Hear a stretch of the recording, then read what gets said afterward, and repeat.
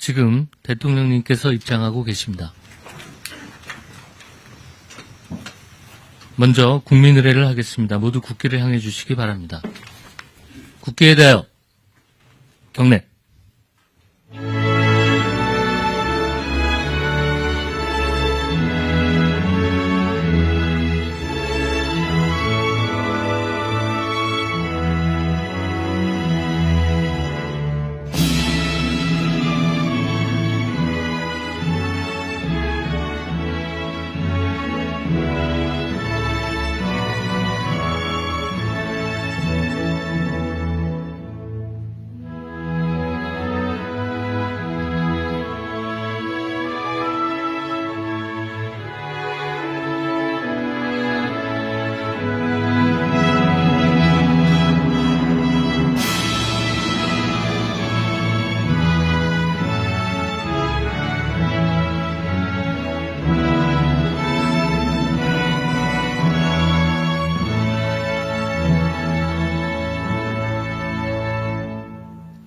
바로 모두 자리에 앉아 주시기 바랍니다. 제33회 국무회의입니다. 대통령님께서 개회 선언과 함께 모두 말씀을 하시겠습니다. 네, 제33차 국무회의를 시작하겠습니다.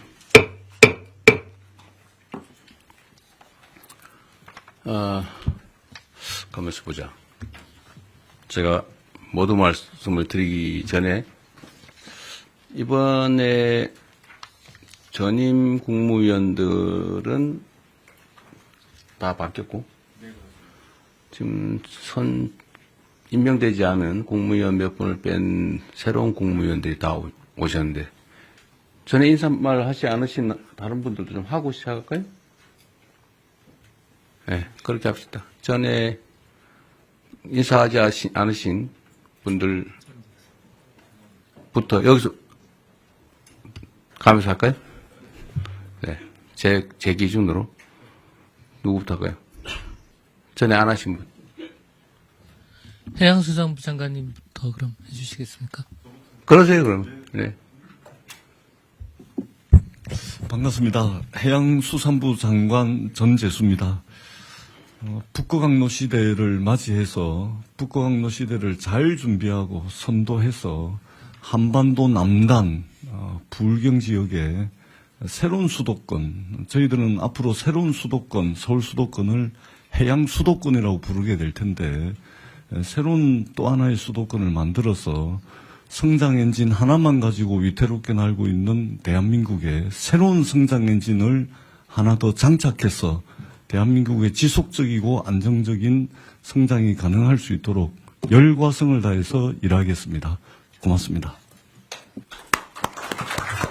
네, 여기서 돌아가면서 하시죠. 누구 다음에 안 하신 분? 다음 통일부 장관님. 네. 네, 20년 만에 국무회의에 참석한 통일부 장관 정동영입니다. 얼마 전에 이임한 국무위원 한 분이 이렇게 말했습니다. 자기가 장관으로 1년 동안 국무회의에 참석해서 발언한 분량보다 이재명 대통령 모시고 2번 국무회의 했는데 그때 발언량이 많았다. 국가가 일하는 방식에 대해서 국민들 기대가 큰 것 같습니다. 저도 최선을 다하겠습니다. 감사합니다. 네, 다음 중소기업벤처 장관님. 네, 안녕하십니까. 중소벤처기업부 장관 임명된 한성수입니다. 그 중소벤처기업과 소상공인이 생존과 성장의 갈림길에 놓인 이 상황에서 제가 이 소임을 맡게 돼서 무거운 책임감을 느낍니다. 회복과 성장과 행복이란 단어를 마음에 새기겠습니다. 그 산업과 기업의 시작점에 있었습니다. 중기부의 모든 정책들이. 그래서 그런 정책들이 거의 모든 부처와 관계되어 있기 때문에 앞으로 자주 찾아뵙고 말씀 많이 듣고 그리고 협조 요청드리겠습니다. 잘 부탁드립니다. 국방부 장관님. 네, 국방부 장관 남기백입니다. 먼저 국가와 우리 군을 위해서 일할 기회를 주신 대통령님께 먼저 감사의 말씀을 드립니다. 바라보는 시선이 달라야 도달하는 목적지가 다르다고 생각합니다. 말고비를 확실히 잡고 우리 군의 계획을 이끌어내겠습니다. 12.3 불법 계엄으로 인해서 현재 우리 군은 군심이 흩어져 있습니다. 군심을 바로잡고 국민의 군대로 재건시키는데 모든 역량을 쏟아붓겠습니다. 여기 계신 국민님께서 많은 협력을 바라겠습니다. 감사합니다. 다 하신 건가요? 네. 네, 우리 장관님은 그 국방홍보원인가? 그 국방일보에 장관님 취임사를 편집을 해가지고 주요 핵심 메시지는 빼버렸다 그러던데 기강을 잘 잡으셔야 될 것 같습니다. 네, 심각합니다. 국방부 장관이 한 취임사를 편집을 해서 내란 언급은 싹 빼버렸다더라고. 네. 그리고 혹시 송 장관님은 전에 말씀하셨던 거 안 했죠? 여기도 신임입니다, 신임. 네, 한 말씀 하시죠. 새로운 각오로. 예, 대통령님. 저는 그야말로 우리 총리님한테 사실 선수를 좀 뺏겼습니다. 제가 인사말을 하려던 게 뭐였냐면은 저는 연속의 책임을 지겠습니다. 그리고 혁신의 책임도 지겠습니다. 그런데 이것을 소통과 신속과 그런 수단을 통해서 성과를 최대한 내겠습니다. 이야기를 하고 싶었는데 제가 마음에 먹고 있던 걸 총리님이 취임사에서 그대로 쓰셔서 제가 깜짝 놀랐습니다. 그래서 같은 마음으로 우리 정부의 성공을 위해서 그리고 국민들의 삶이 조금 나아지도록 그리고 우리 농업인들의 삶도 조금 더 나아질 수 있도록 제가 할 수 있는 최선의 역량을 발휘하겠습니다. 여기 계신 분들이 많이 협조해 주시면 더욱더 힘을 내서 하겠습니다. 고맙습니다. 네. 어업인, 축산인, 임업인도 잘 챙겨주시기 바랍니다.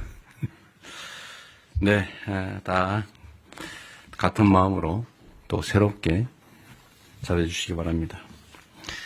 네, 지금 민생회복 소비 쿠폰이 지급돼서 시중에서 사용되고 있는데,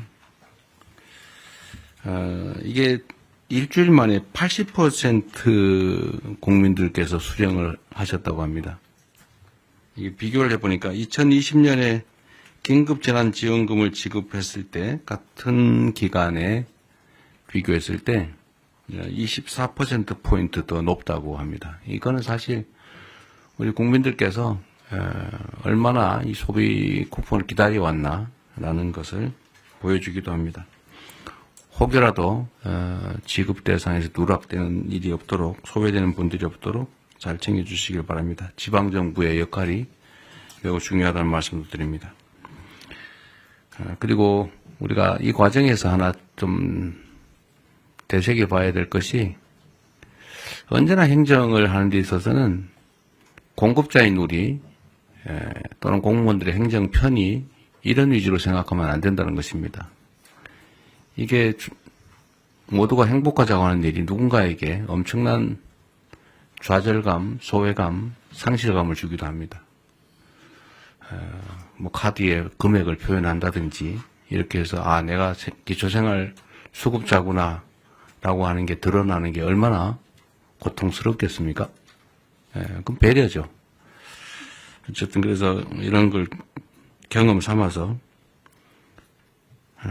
행정은 나라의 주인인 국민을 중심으로 행정 수요자를 중심으로 사고해야 된다. 실행해야 된다는 점을 다시 한번 생각하면 좋겠습니다.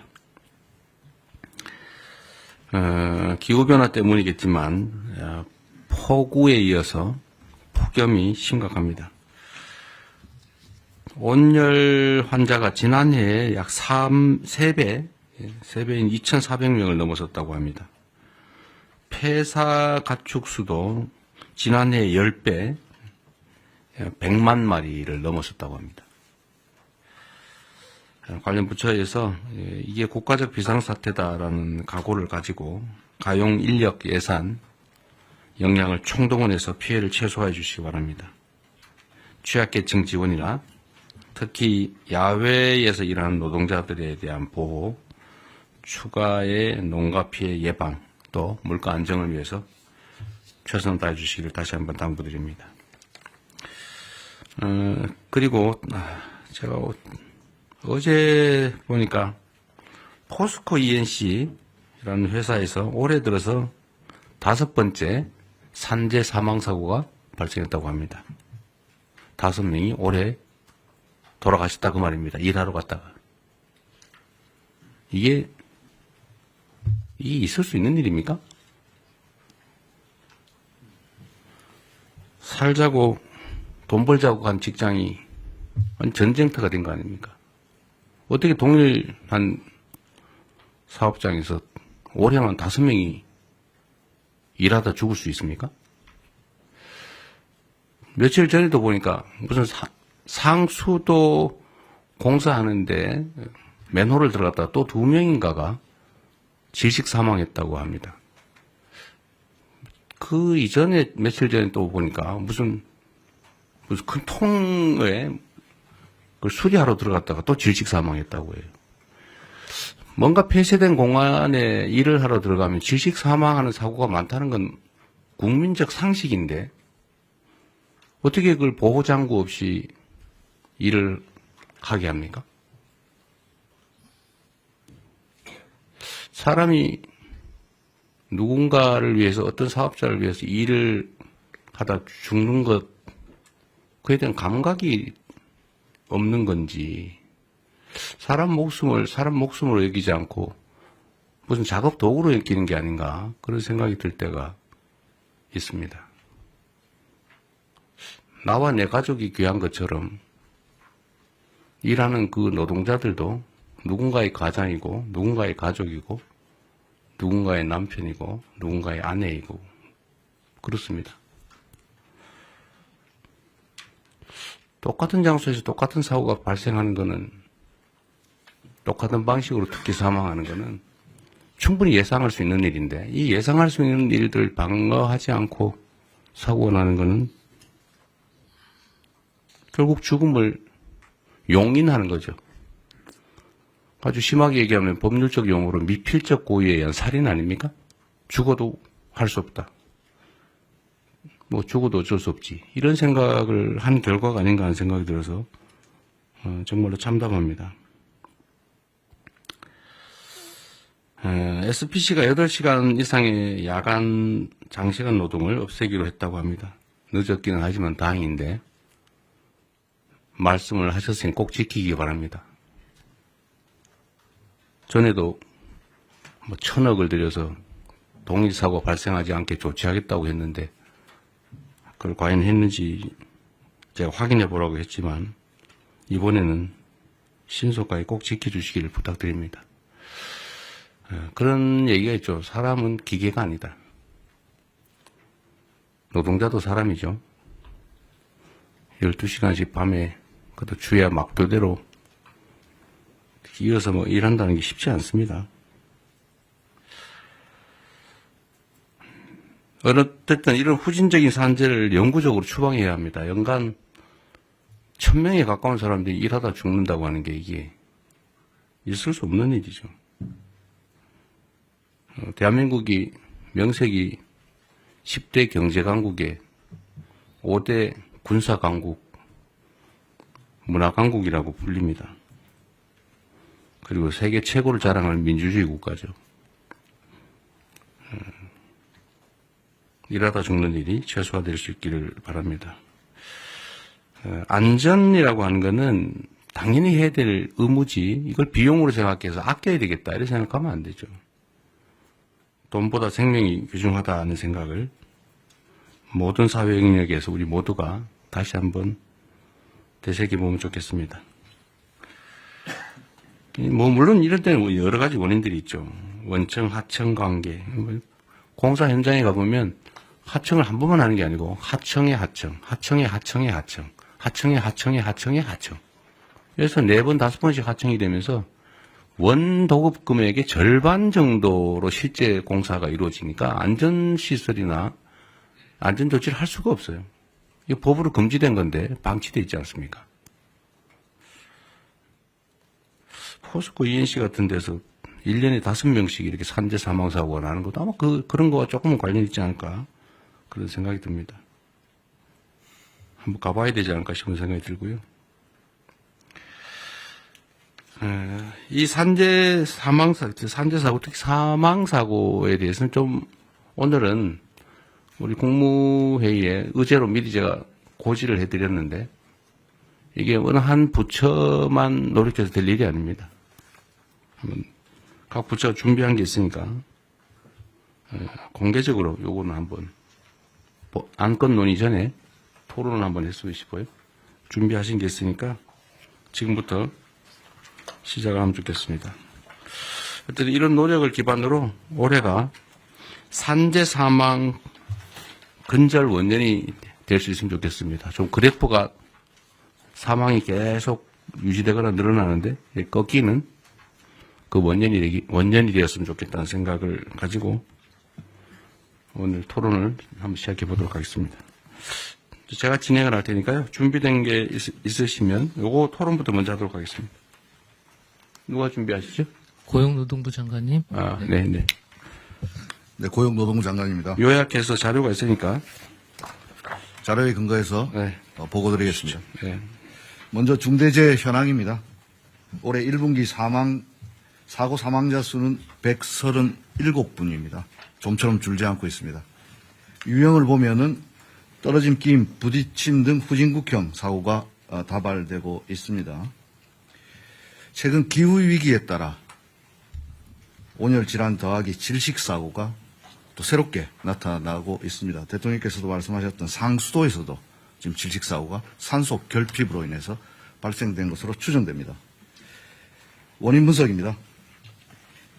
먼저 가장 큰 원인으로는 대통령께서도 말씀하셨듯이 안전과 사람을 비용으로 여전히 인식하는 관행이 만연합니다.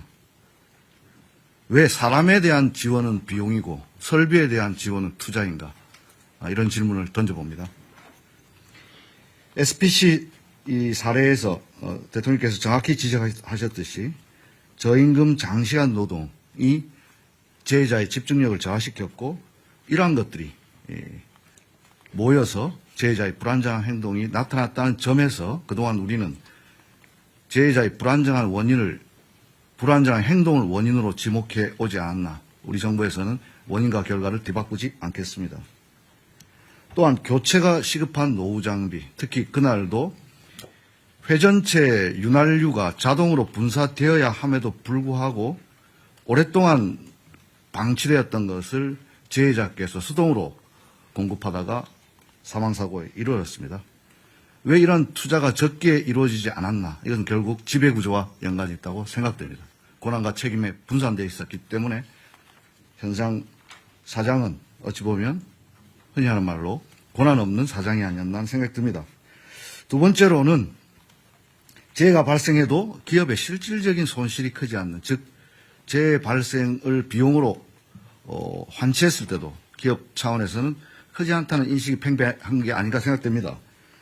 중대재해처벌법이 도입되어서 경각심은 제고되었지만 현장에서는 오히려 최고위 경영 책임자는 회피하려는 법률 컨설팅에 의존하고 실질적인 감소책이 나타나는 것은 줄어들지 않는 이유는 거기에 있지 않나 생각됩니다. 또한 이 중대재해처벌법 수사 판결이 상당 시간 소요되기 때문에 또 손방망이 처벌이라는 것도 있고 또 한편 기업에서는 불확실성이 길어짐으로써 불만도 있는 것도 사실입니다. 일각에서는 중대재해처벌법이 대형 로펌만 좋아졌다는 자주 섞인 이야기도 있습니다. 이런 차원에서 중대재해처벌법의 실효성 강화 방법 필요하다고 생각됩니다. 세 번째로 지시와 개통의 불확실성이 야기하는 기업의 경영 방식입니다. 개통은 단순화돼야 되고 지시는 정확해야 됩니다. 그래야만 안전이 확보되는데 이러한 지배구조의 다단계 구조 속에서 개통은 복잡해졌고 지시의 책임자는 불분명해졌습니다. 이런 문제 근본적으로 발본색원하겠습니다. 마지막 지난 정부에서 대책이나 집행 과정이 전면적으로 재검토가 필요하다고 생각됩니다. 사람의 안전 생명보다는 오히려 경영 여건을 우선시하는 경향이 있었지 않았나 생각됩니다. 향후 대책입니다. 이재명 정부에서는 근본적으로 중대재해에 대해 대한 대책의 정부의 근본적인 패러다임을 전환하고자 합니다. 이를 위해서는 그동안 기업에 대한 책임 의무를 강화하는 것과 함께 실제 당사자인 노동자들이 보호의 객체가 아니라 자신들이 나서서 예방을 하는 주체로 만들기 위한 인식전환과 제도 개선이 시급합니다. 아무리 정부에서 행정력을 동원해서 지도 감독한다 하더라도 사후적인 처벌로 될 가능성이 높기 때문에 예방하기 위해서는 당의 당사자가 가장 잘 압니다. 이것이 바로 일터 민주주의입니다. K민주주의의 완성은 일터 민주주의에서 확보된다고 생각합니다. 따라서 사고 예방에 가장 최전선에 있는 노동자들이 알 권리, 참여할 권리, 피할 권리를 보장함으로써 사전에 이들이 위험 요소를 알고 그러면 개선할 것들을 노사가 함께 논의할 수 있는 참여의 권리를 보장하고 그럼에도 불구하고 발생되는 불의의 사고에 대해서는 피할 권리를 보장하겠습니다. 다음입니다. 안전을 비용으로 생각하지 않도록 충분한 안전재원이 확보될 수 있는 제도적 장치가 시급합니다.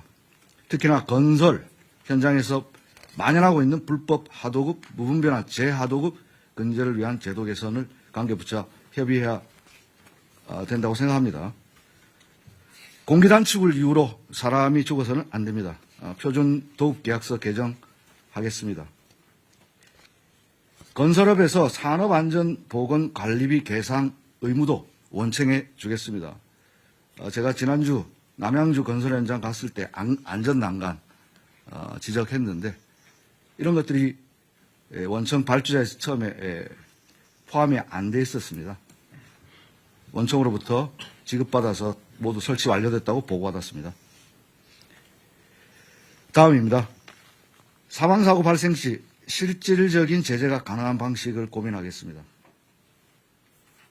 형사적 처벌과 함께 징벌적 손해배상 등 경제적 제재, 그리고 공공입찰의 참가를 제한하거나 영업정지 등 병행 검토하고요.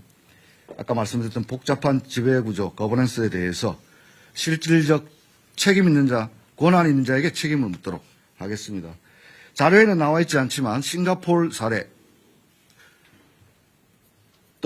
WHS라고 하는 범정부적 싱가포르도 2005년 당시만 하더라도 저희들과 같은 상당히 높은 산업재해 나라였습니다. 하지만 지금 세계적으로 가장 안전한 나라가 되고 있는데요.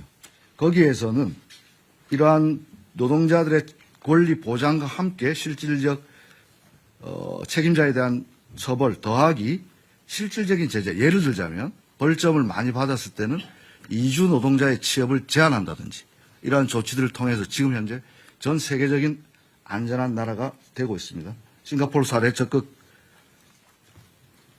참조해서 제도 개선에 나서겠습니다. 무분별한 위험의 외주화 제한할 수 있도록 원청 책임을 강화하겠습니다. 적격 수급인이라고 하는 선정 기준을 강화해서 적격자가 아닌 자가 수급받을 수 없도록 하겠습니다. 특히 공공부문부터 위험작업 재하독을 금지하고 불가피하게 할 때는 반드시 승인을 실시하도록 신설을 하겠습니다. 마지막으로 대통령께서 지시하신 산업안전감독관 증언 지방자치단체와 협업을 잘 진행하되 단순한 숫자 증가만 그치지 않고 이들에게 실질적 권한과 함께 책임을 뒤에 병기시킴으로써 실질적인 산업안전 지도가 될 수 있도록 하겠습니다. 예컨대 근로감독관들이 지금 많이 있지만 집단적 노사관계 업무까지 하고 있습니다. 노동조합 동향보고 이런 불필요한 업무 확 줄이고 여기에 집중할 수 있도록 일하는 방식도 바꾸겠습니다.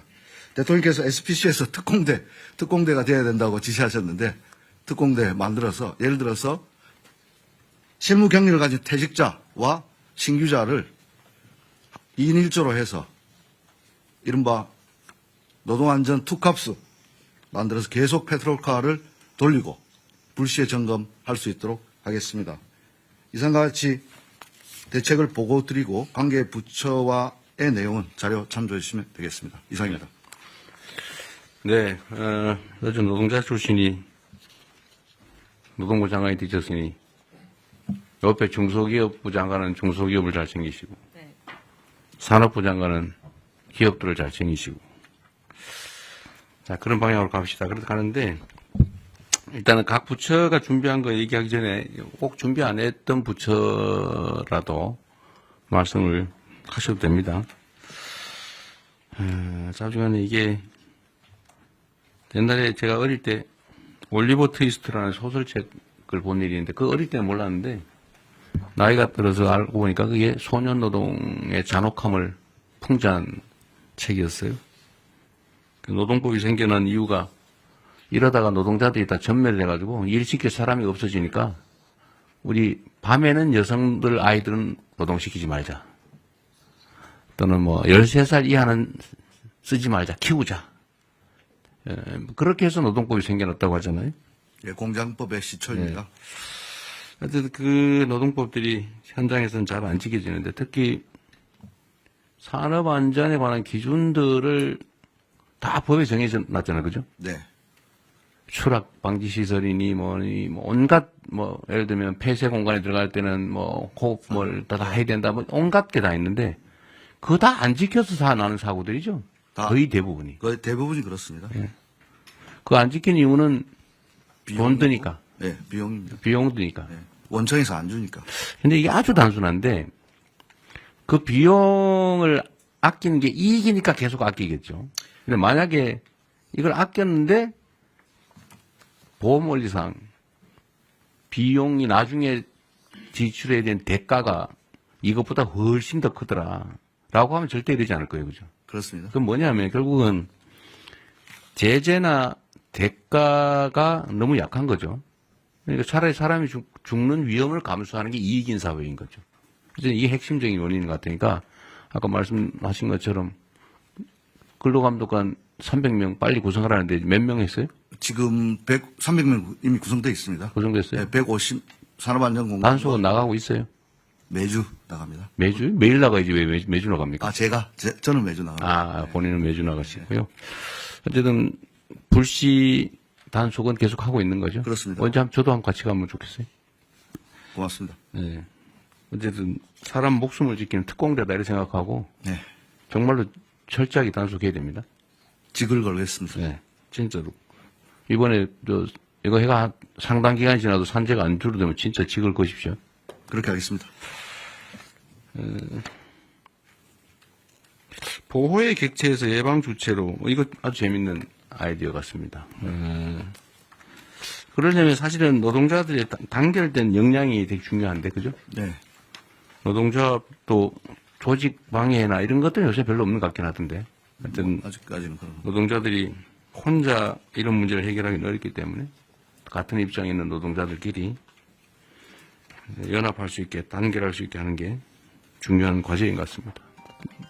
노동자들의 조직률은 좀 올라가고 있나요? 지금 현재 12% 어간에서 정체되어 있는. 한 10년 만에 1% 올랐군요. 네, 그렇습니다. 그래도 오른 게 어디인가 싶긴 하네요. 이게 제일 핵심은 그거 같습니다. 실질적 제재. 그러니까 이게 안전조치를 안 하고 사고가 나면은 안전조치를 안 함으로써 생기는 이익, 비용 절감보다 훨씬 더 큰 지출이 있다. 네. 라는 걸 확실하게 제도화하면 네. 사고 안 나게 미리 열심히 하겠죠. 네, 그래서 결국 그게 문명 국가일 것 같아요. 맞습니다. 이 중대재해처벌법 말씀 잠깐 드리면 중대재해처벌법에 우리가 처음에 아이디어를 얻었던 것이 영국에 제정됐던 기업살인법이라 해서 법인에 대한 제재를 그러긴 한데 이게 저는 재계에서 중대재해처벌법 이거 자꾸 문제 제기하던데요. 네. 사실 저는 이게 그렇게 실효적인가 하는 의문이 있긴 해요. 네네. 대부분 집행유예 정도로 끝나는 데다가 그 실질적 경영주, 그러니까 이런 안전조치를 하지 않음으로써 이익을 얻는 주체하고 실제 처벌받는 주체가 많이 괴리돼 있죠. 네, 그렇습니다. 예를 들면 실제 이익은 예를 들면 회장이 보는데 그렇습니다. 최대로 해야 사장이 책임지는. 네네. 사장은 실제로 고용인데. 네. 그러니까 별로 효과가 없는 거죠. 실효성 제고 방안을 검토하겠습니다. 근데 이게 저는 형사처벌은 별로 좋은 아주 결정적인 수단은 못 되는 것 같고 맞습니다. 지출이 늘어나게 만들어야 될 것 같아요. 네. 제재도. 네. 그러니까 아까 말씀하신 징벌배상. 네. 그러니까 똑같은 상습적 반복적 사망 사고가 발생한다. 네. 뭐 한 번 우연히 발생한 거라면 모르겠는데 똑같은 현장에서 똑같은 원인으로 똑같은 시기에 똑같은 방식으로 이거는 사실은 거의 고의에 가까운데 이런 경우는 징벌배상을 도입을 하는 것도 한번 고려해 볼 필요는 있죠. 검토하고 있습니다. 아 그래요? 네. 여기 자료에 없는데 갑자기 말씀하셔가지고 여기 지금 보면은- 바로 생각했나? 아니요. 여기 보면은 뒤에 있어요? 네. 알겠습니다. 예.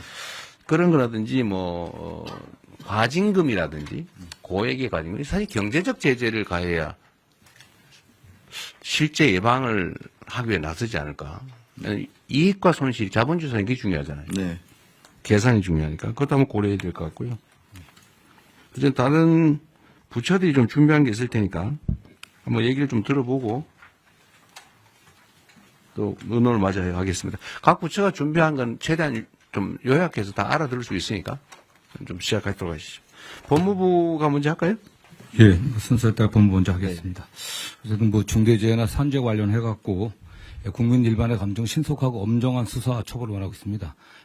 좀 현재 실태를 확인해 보니까 최근에 중재법으로 처리된 30건에 관련해갖고요. 수사 단계에서 검찰 송치까지가 한 418일 걸렸습니다. 검찰에서 기소까지가 200일이 걸렸습니다. 600일이 넘어가기 때문에 국민 일반들의 정서와는 상당한 거리가 있는 것 같습니다. 뭐냐는 뭐 아시는 것처럼 기업의 보건 안전 시스템 전반을 좀 살펴야 되고 실질적인 지배구조가 어떻게 되어 있는지 이런 것 때문에 뭐 다량의 압수이라든가 사건 관계가 굉장히 많아서 굉장히 지연되는 측면도 있고요. 그다음에 법 시행 초기라 여전히 법원의 판례라든가 수사의 어떤 기법에서 좀 미진한 부분이 있는 것 같습니다. 그래서 저희 법무부에서는 대검에서 전담검사 지정해갖고 초기부터 노동부라든가 관련 유관 기관들이 협의해갖고 쟁점과 수사 방향을 갖다 정리해갖고 좀 더 신속하게 수사할 수 있게 지도하고 있습니다. 그리고 대검 전담부서에서 직접 수사도 지원하고요. 근로감독관 대상으로 중재법 처리 및 수사 노하우 교육도 좀 시키고 있습니다. 그래갖고 최종적으로는 법원의 그 엄중한 처벌이 필요한데 법무부에서는 중재법 그 구형 기준을 마련해갖고 엄정하게 시행되고 있는데 법원에 지금 양형 기준이 없습니다. 그래서 법원에 양형위원회에다가 양형 기준을 좀 저희들 강력하게 요청하고 있습니다. 최근 같은 경우는 최근 그 아리셀 화재 사건 같은 경우는 대표자에게 20년 구형했습니다. 그래갖고 저희들이 관련자들이 하여튼 책임에 상응한 또 처벌을 좀 받을 수 있도록 최선을 다하겠습니다. 아리셀 20년 구형하셨는데 그 아리셀의 사망자가 몇 명이죠? 지금 23명. 23명이 사망했습니다. 그 지금 기준에 의하면은 지금 사망자 1인당 징역 2년 6월에서 4년 정도로 설정되어 있는데요. 또 이게 뭐 경합범 가중 이렇게 돼갖고 상한 전체. 그 교통사고 처리보다 별로 세지 않네요. 예, 그렇습니다. 네. 아까 전담부서 말씀하셨는데 전담 검사 얘기를 하신 거예요. 부서는 아니고. 네. 예. 근데 이게 예를 들면 광양에서 사고 나고 포천에서 사고 나고 이러면 전담이 별로 의미가 없는 것 같은데. 그래서 그 일선총에 지금 저희가 수사 지휘를 대검에서 하고 있습니다. 네. 전담 지휘자를 둔 거군요. 예, 그렇습니다. 전담 팀을 두는 걸 한번 검토해 보시면 어떻습니까? 이게 사람이 일하다 죽는 사건이라고 하는 게 그런 단순한 게 아닌데 교통사고 뭐 이런 거하고 좀 다르잖아요. 예, 예. 일하다 죽는 그것도 명백하게 사인 과실이 대부분 명백한 과실 아닙니까? 어디 내보니까 천정 철거하는데 비계를 천정까지 설치를 해야 되는데 거기 안 하고 나도 천정 위에서 천정을 철거하다 떨어졌더라고요. 당연히 떨어질 위험성이 높잖아, 그죠? 네. 전담 일단 행안부 어떨지 모르겠는데 행안부 혹시 발표 있나요? 발표는 없고 있다. 딱 말씀하시. 이거 하루에도 10명씩 지금 사망하는 거 아닙니까? 그렇죠. 네. 이거 전담팀을 하나 두는 거 어떨까요? 아니면 지휘팀이라도 지금 수사는 원칙적으로는 경찰이 하는 거잖아요, 그죠? 예. 검찰은 이제 송치된 사건에 대한 처리인데 물론 그전 요즘 지휘도 안 하죠. 지휘도 안 되고요. 다만 구속영장이나 뭐 압수 강제수사. 방해하다든가 차후 그 공소제기를 위해서 경찰은 인력이 좀 있는 편이니까. 네, 그렇습니다. 이따가 그 얘기 한번 해봐 주세요. 네. 이거 산재 사망 사고는 아예 전담 팀을 부서를 하나 두든지 해가지고 네네. 일률적으로 좀 모아서 하는 거. 이것도 사실 노하우가 필요하잖아요. 네, 산업안전부. 1차적으로 경찰이 그 수사를 해야. 이것도 약간 전문성이 필요한데 아까 이 발표에도 있던데 그죠? 네, 그렇습니다. 이게 지금 수사 노하우가 필요하다. 이거는 산업안전법 숙지를 해야 되는데 예, 예. 뭐 이 경찰이 했다, 저 경찰이 했다가 뭐 이 검사가 했다, 저 검사가 했다 하면 그 공부하느라고 시간이 많이 걸릴 것 같은데 아예 전담 전문 역량을 가진 사람 팀을 짜가지고 네. 아예 교육을 좀 시킨 다음에 팀 네. 그걸 연구 한번 해보시죠. 예, 팀을 그렇게 구성하는 하겠습니다. 그다음에 법원에 양형기준 요청을 하는 거는 이거 뭐 우리가 뭐 직접 얘기하기는 좀 어려운데 법무부가 좀 법무부에서 협의를 한번 하시죠. 예, 그렇습니다. 네, 다음 산업부. 예, 산업부 보고 드리겠습니다. 산재 사망자 수의 제조업 분야에서가 30% 정도를 차지합니다. 세부 업종별로 보면 열처리나 주단조와 같은 뿌리 산업이 제일 많이 나타나고 있고요. 그 다음에 석유화학, 자동차 부품을 포함한 자동차 분야, 기계산업 순위입니다. 저희 산업부는 고위험 업종을 중심으로 한 AI 등을 활용한 산재 예방 쪽에 주력을 하고 있습니다. 첫 번째, 산업 AI 기반 제조 안전 시스템 개발을 올해부터 29년까지 해서 고위험 업종 포함 10개 업종에 대한 안전 시스템을 개발을 하고 있습니다. 이러한 시스템이 개발이 되면 이 10개 업종의 기업들이 활용할 수 있도록 조치를 하고자 합니다. 두 번째는 산업단지에 대한 관리를 산업부가 맡고 있어서 이 산업단지 내의 안전관리 문제입니다. 산단 내에 고위험 지역에 대한 IoT 인프라 활용 예방 시스템을 구축을 하고 있습니다. 이러한 화학물질, 유해 화학물질에 대한 누출 감지 솔루션이나 사족 위험 지역에 대해서는 사족 보행 로봇이 투입될 수 있게 하거나 또는 예방 감시를 드론을 통해서 활용할 수 있는 방안들을 강구를 하고 있습니다. 마지막으로는 이러한 안전 환경 구축이 산업계 측에서 이루어질 수 있도록 특히 중소조선사나 산업단지 내에 중소 중견기업 대상으로 하는 안전 컨설팅 또는 안전 디자인을 구축해주는 지원 사업을 추진하고 있습니다. 네, 수고하셨고요. 이런 건 뭐 잘 해주시고 제 산업부는 특별히 하나 좀 부탁을 드리고 싶은 게 있는데 예. 어쨌든 대한민국의 주요 기업들을 관할하고 계시잖아요. 예. 그리고 이 기업들도 이 산재 사고에 대한 인식을 좀 바꾸는 게 중요할 것 같아요. 특히 이 건설이나 뭐 이런 데 위험한데 이런 데는 이게 앞으로는 더 비싸게 먹힌다. 예. 이거 엉터리 관리하면 더 많은 지출을 하게 된다는 사실을 충분히 숙지하게 하고 또 한 가지는 이게 노동 생산성하고 관계가 있는데 물론 뭐 그분들이 더 전문이긴 하겠지만 이렇게 열악한 환경에서 일을 막 강제로 시켜서 사고가 날 상황, 빈발할 상황이 되면 자발성이 떨어지잖아요. 사실 충성도가 떨어져서 그 생산성이 크게 도움이 안 될 것 같은데 좀 그런 연구들은 좀 하고 있나 모르겠어요. 그러니까 좀 근로자들이 신나서 내 직장이야 우리 뭐 라는 생각을 가지고 일하는 경우하고 막 열악한 환경에서 뭐 옆에서 막 노동자들이 죽어가는 걸 보고 막 이러면서 일하는 거하고 생산성에 영향이 꽤 있을 것 같은데 예. 이런 것도 한번 연구를 한번 하든지 해가지고 자발적으로 좀 줄이기 위한 노력을 좀 하게 만드는 게 더 중요하지 않을까 싶네요. 그런 측면에서 연구를 해본 기억이 없는데 네. 말씀처럼 좀 저는 영향이 있을 것 같아요.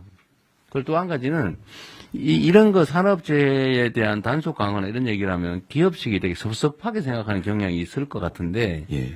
어쨌든 이 정부는 이런 걸 철저하게 관리는 하되 기업 활동에 지장이 없거나 좀 더 원활한 기업 활동이 가능하도 뭐 규제 완화 합리화든지 아니면 기업 활동에 대한 지원이든지 뭐 이런 건 정말 열심히 할 테니까요. 예. 이제는 노동자들 막 쥐어 짜가지고 돈을 버는 게 아니고 기술 개발이라든지 시장 개척이라든지 새로운 사업 아이템을 발굴하든지 이런 데 정부가 지원을 할 테니 좀 그런 데 주력해 주면 좋겠다. 이렇게 좀 해주면 좋겠어요. 예, 인식적으로 할 수 있는 방안을 강구하겠습니다. 총리님 뭐 하신 말씀 있으세요? 마이크 켜고 하십시오. 안전사고가 동일 업종 내에서 안전사고가 많이 나는 업장과 그렇지 않은 업장의 혹시 생산성이 어떠한가를 비교한 거예요. 체크가 금방 가능할 것 같으니까 예, 연구소, 예. 국제연구소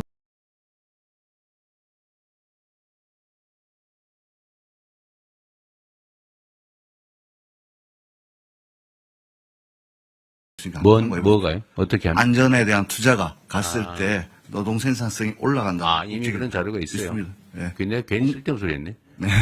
국내에는 없는데 국제적인 기준으로 있습니다.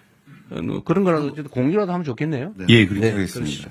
대통령 사소한 거 한 말씀. 말씀하십시오.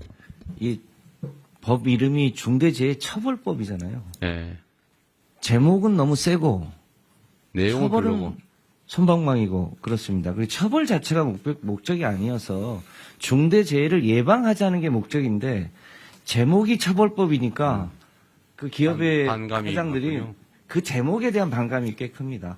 그래서 저는 중대재해 예방법으로 제목은 바꾸고 그 내용적으로 그 예방을 강화하고 예방을 못한 것에 대한 처벌 규정을 세게 하고 이렇게 전체 체계를 좀 바꾸면 어떨까? 사실은 산업안전보건법이 예방법이죠. 예. 근데 이제 그걸 통합하기는 좀 어려운데.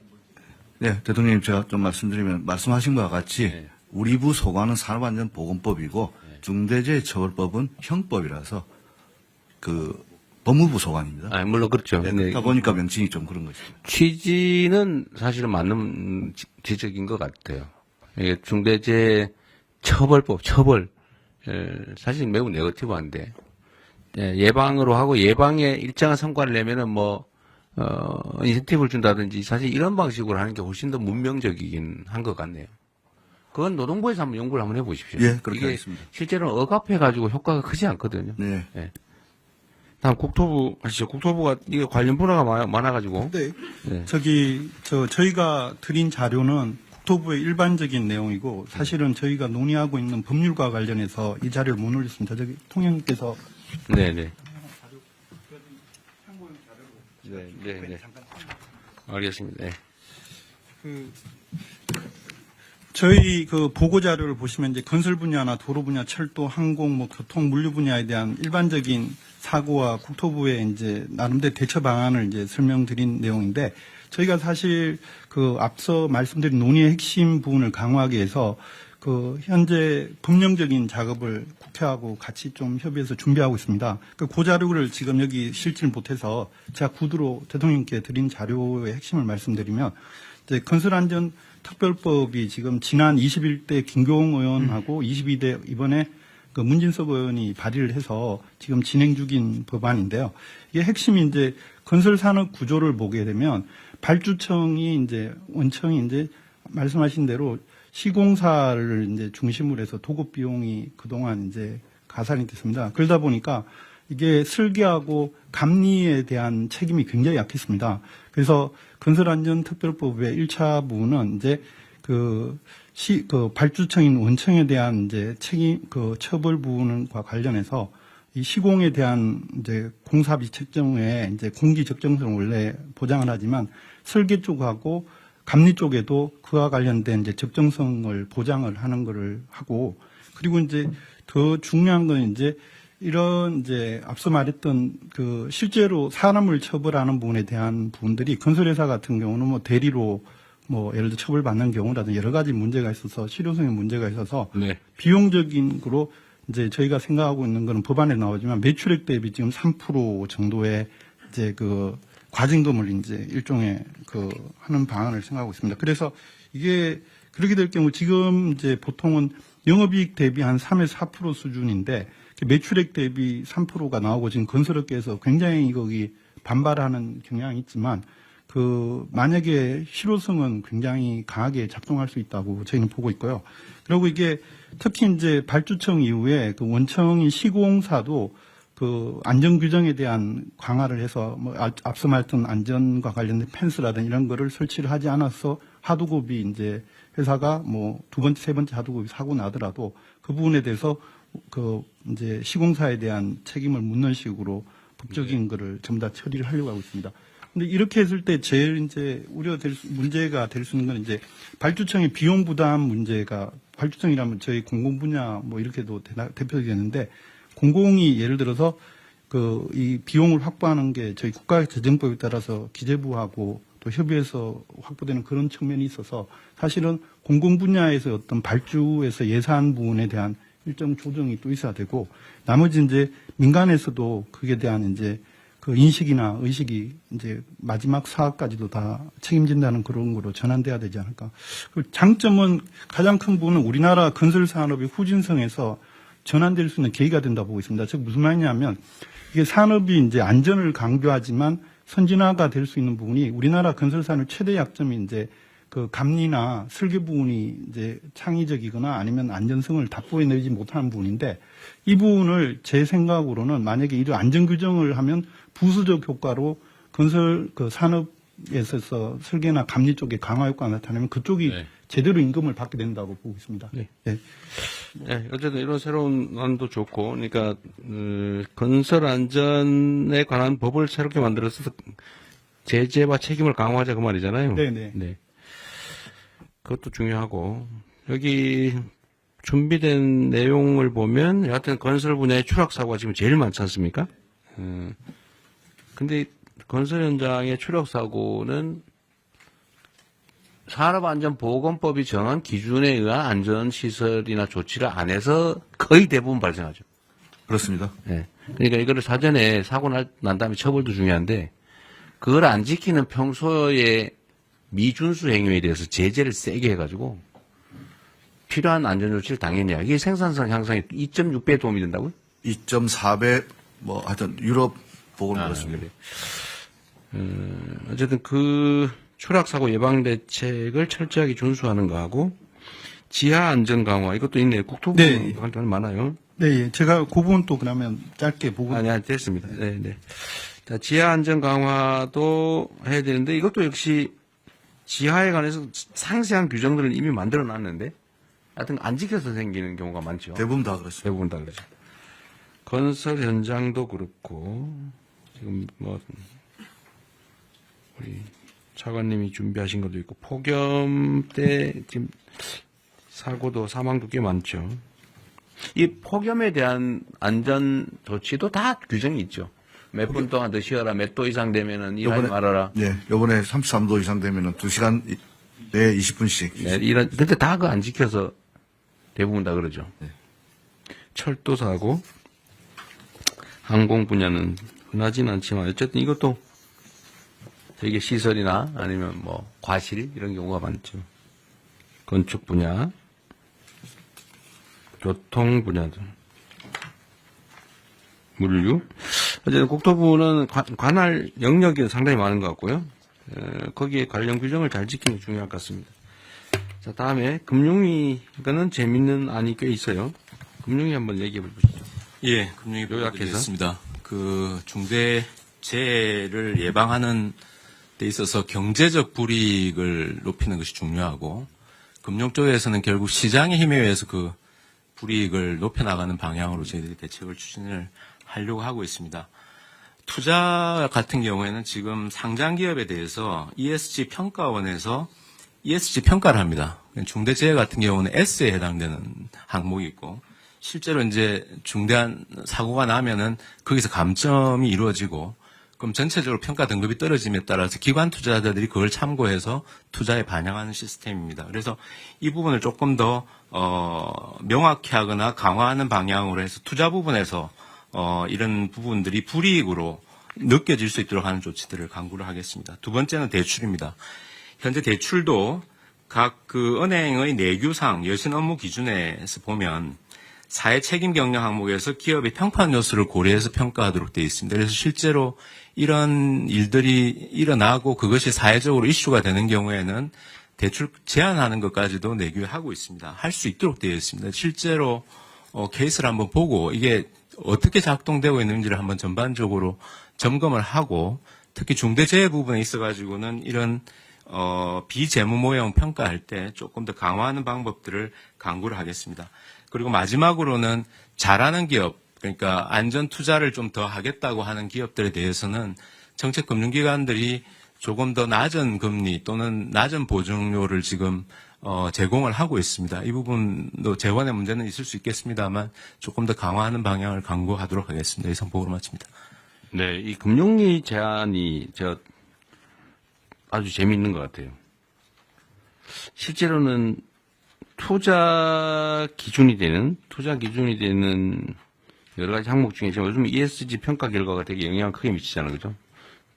대형 펀드나 이런 데는 이걸 되게 중시하는 경향이 있는데, 그렇습니다. 이 글로벌 펀드들은 그런 것 같은데, 이 평가에 이걸 반영을 좀 세게 하자 그 말이죠. 예, 조금 더 요 중대재해 부분이 조금 더 강화될 수 있는 방향으로. 네.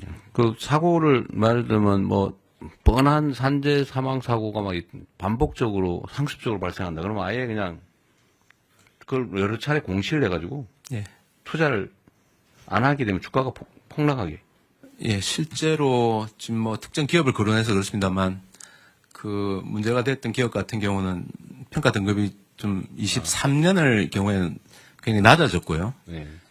실제로 주가가 여러 가지 요인을 봐야 되겠습니다만 처음 사고 난 대비로 주가가 많이 빠져 있습니다. 그 종합 주가 지수는 전반적으로 올라가 있는 상황이라서 그래서 그런 요인들도 좀 작용한 거 아닌가 저희들은 그렇게 생각하고 네, 그냥 있습니다. 자연스러운 현상보다는 어쨌든 ESG 평가를 강화해가지고 예. 어쨌든 이 아주 정말 원시적인 거잖아요. 규정을 안 지켜서 산재 사망 사고가 상습 발생한다고 하는 거는 대출은 당장 우리가 어떤 조치를 할 수 있는 부분 같은데 이거는 실제 실행 계획을 좀 만들어서 예. 대출 제한이나 이런 걸 좀 해야 될 거 아니에요. 한번 현황을 한번 보겠습니다. 네. 예, 실제 어떻게 작동하고 있는지 한번 보고 대책을 강구하겠습니다. 기준을 좀 만들어서 대출과 투자에 불이익이 있는 게 상장 회사들은 상당히 큰 타격이 있을 거 아니에요.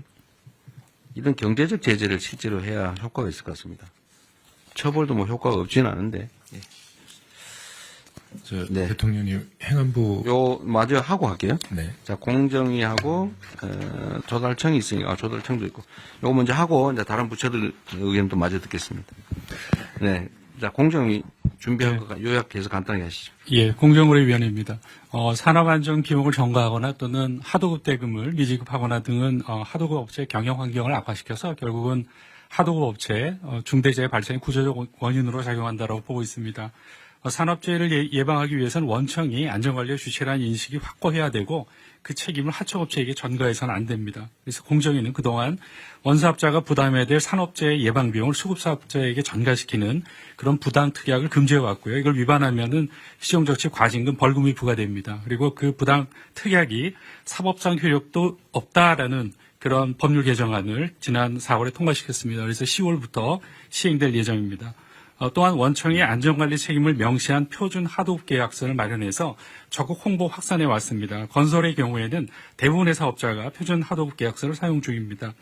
그리고 안전관리 책임이 부당하게 전가되는 사례가 있는지 지속적으로 점검해 왔습니다. 그러나 최근에 사고가 빈발하고 있고 그래서 원청이 이런 비용을 전가하고 있는지에 대한 점검 필요성이 더욱 커졌습니다. 그래서 공정위는 그런 재해가 자주 발생하는 건설업종을 중심으로 원청이 안전관리 비용을 하청에 전가하는 행위를 집중 조사하고 있습니다. 7월부터 9월까지 집중 조사하고 있는 상황입니다. 법 위반 사항이 확인되면 엄정하게 제재하겠습니다. 또한 하도급 대금이 안정적으로 지급될 수 있도록 하도급 대금 지급 보증 확대 등 종합적인 제도 개선 방안을 마련할 계획입니다. 관련해서 산업재해를 줄일 수 있는 다양한 방안을 마련해서 국민의 생명과 안정을 지키는 데 최선을 다하겠습니다. 이상 보고를 마치겠습니다. 이게 어느 부처가 관할하는지를 잘 모르겠는데, 수차, 예를 들면, 하도급 여러 차례 하는 거 있잖아요. 그 원래 법에 내가 보면 한 차례밖에 안 되는 걸로 알고 있는데. 건설업은 한 번밖에 안 됩니다. 근데 실제로 한 서너 번 하잖아요, 그죠? 네, 그렇습니다. 근데 이거에 대한 제재가 좀 부실해서 그런지, 법으로 금지를 해도 없어지질 않아요. 아주 고질적인 문제입니다. 그리고 그 때문에 임금체불 발생하고. 똑같은 구조입니다. 임금체불과 산재는. 이거는 공정위에서 좀 단속을 이런 거 공정위 단속 사안인가요? 그건 아니죠. 법이 공정거래위원회 하도급법에 있는 것으로 되어 있지 않습니다. 그래서 국토부. 저희가 국토부 소관이 불복 하도급 하는 거? 건설업에서는 국토부입니다. 국토부. 예. 불법 하도급 현장 관련은 저희가 관리하고 있는 걸로 알고 있습니다. 아, 그래? 하여튼 이거, 아니, 우리가 법으로 정했으면 지키고, 못 지킬 것 같으면 그 법을 없애야지. 네. 애매모호하게 어영부영 지키는 사람은 손해, 안 지키는 사람은 이익. 이게 이 비정상 사회의 대표 케이스 아닙니까? 법을 잘 지키면 손해보고, 안 지키면 이익 보고, 지키기 어렵거나, 그러면 차라리 법을 없애야지. 만들어 놓고 안 지키는 건 진짜 문제거든요. 네. 어쨌든 요거는 노동부가 국토부와 협조를 하든지 국토부한테 가서 빌든지 아니면 뭐 술을 사드리든지 뭔 술을 써서라도 하여튼 강력하게 단속하게 하십시오. 그렇게 하겠습니다. 예, 어쨌든 노동부가 주무부처니까. 알겠습니다. 네. 하여튼 이 건설 하도급 문제는 이제 따로 한번 얘기를 한번 해야 돼요. 정말 고질적인. 네, 고질적이죠. 네, 이건 산업재해하고 나중에 보호드릴 그 최불임금하고도 네. 같은 구조입니다. 톡하면 체급을 발생하는 게 하도급 때문에, 순차 하도급 때문에. 그렇습니다. 네, 그 공정거래위도 어쨌든 이런 구조적인 문제, 특약의 문제, 약관 문제 이런 거는 하되 공정위가 좀 더 할 수 있는 게 있을지 아무튼 네, 좀 살펴보겠습니다. 네. 네. 자, 마지막으로 조달청. 네. 예, 조달청 관련은 기재부 1차관입니다. 대신 보고 드리겠습니다. 먼저 현재 국가계약 법령상에서는 이제 행안부는 지방, 중앙정부는 기재부가 갖고 있는 법률이 있습니다. 그 법에서 아까 전에 노동부 장관께서 제안해 주신 입찰 참가자 자격 제한이 사실상 경제적으로 굉장히 아픈 제재가 될 거라고 생각합니다. 현재 이 입찰 자격 제한에는 중대재해처벌법이 없고 산업안전보건법 위반만 들어가 있습니다. 그래서 이번에 중대재해처벌법 위반 사유도 추가로 할 계획입니다. 그렇게 되면 이제 법률을 개정을 하고 조치를 해야 될 사항입니다. 그래서 구체적인 내용은 고용부랑 협의해서 법 개정을 추진하도록 하겠습니다. 그리고 조달청 안에서 관리하는 것으로서는 낙찰할 때 신인도 평가에 감점을 부여하는 체계가 있습니다. 여기에도 물론 이제 중대재해법률 규정이 없기 때문에 그것도 추가해서 감점을 확대하는 방안을 검토하겠습니다. 네, 아주 좋은 생각이네요. 요 현행 법령의 중대재해처벌법 위반 사유를 입찰 제한 사유로 추가하겠다는데 이렇게 하면 안 될 것 같고요. 중대재해 발생 자체를 사유로 해야지 처벌법 위반으로 하면 이게 몇 년 간대잖아요. 예, 이 법률 위반이 확정되기는 너무 오래 걸리니까 표현의 오류인지는 혹시 모르겠는데 중대재해 사망 사고가 발생하면 제한하는 거죠. 예, 제 말씀을 그렇게 되는 실제 현재 계약부에도 보면 산업안전보건법에 따른 규정을 위반하여 뭐뭐 등에 따른 사망 위해를 가한 자를 제한하게 돼 있어요? 예, 돼 있습니다. 다만 이 경우에 말씀하신 것처럼 이 산업안전보건법 위반인지 결국 중대재해법을 넣더라도 중처법 위반인지를 누군가는 확정을 해야 되는데 그 확정 기간이 현재 노동부로 알고 있습니다. 그래서 네, 그래서 그러면 형사 판결이나 이게 전에 이거 중대재해다 이렇게 먼저 판정을 해요?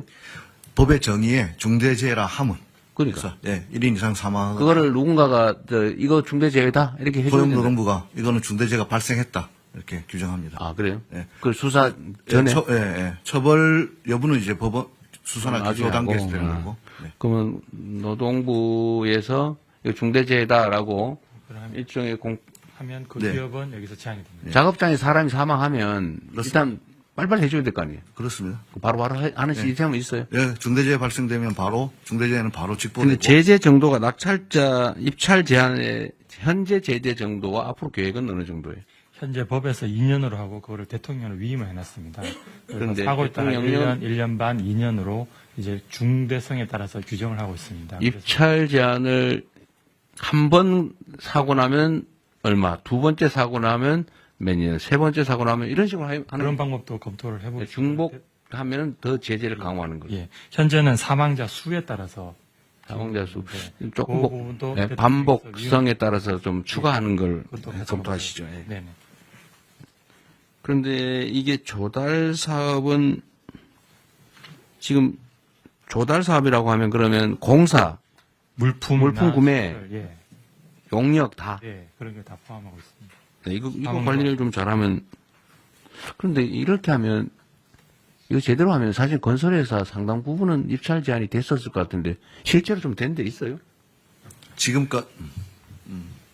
네, 지금까지는 중대재해처벌법은 포함 안 돼 있어가지고 저희들이 지금 기재부에 건의해놓은 상황입니다. 네네. 계획? 예, 중처법이 없습니다. 이제 반영이 안 돼서 반영을 하겠다는. 하겠다고. 지금 하고 있다는 게 아니고, 향후 대책으로, 대책을 인원수로 했는데, 중복성에 따라서 추가하겠다 그 말이에요? 아닙니다. 현재는 산안법 위반만 들어가고 있는데 법을 고쳐서 중처법 위반도 추가를 하고. 산안법 위반은 결과와 관계없이.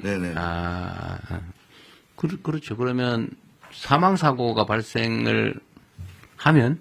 네. 그렇죠. 그 기준을 만들어서 산업안전보건법 위반을 지금 사유로 했는데. 예, 현재는 있고요. 근데 지금 결과를 가지고 판단하자. 예. 중처법 위반 사유도 추가하겠다는 거예요. 좀 세게 하십시오. 예, 법대정 예, 몇 번 막 걸리면 아예 그냥 정보 공사를 못하게. 예, 이거는 아예 자격이 제한되는 거예요. 그러니까 뭐 몇 번, 2년 하는데 또 걸리고 그러면 아예 그냥 서너 번, 두세 번 걸리면 아예 못하게. 예, 그것도 같이 검토하겠습니다. 아니, 제가 왜 이 얘기를 하냐면, 지금 여기 발표가 이 마지막이라 없는데, 원래 그 규정을 위반하면 인허가를 취소, 정지시키는 경우가 가끔 있잖아요. 네. 내가 알기로는 무슨 수도 요금 안 내고 뭐 이러면 건축허가 안 해주고 이런 게 있는데, 그런 거 있잖아요. 네. 우리 이거 누가 담당하시? 그런 제도가 있는데, 우리 법제처 잘 모르세요?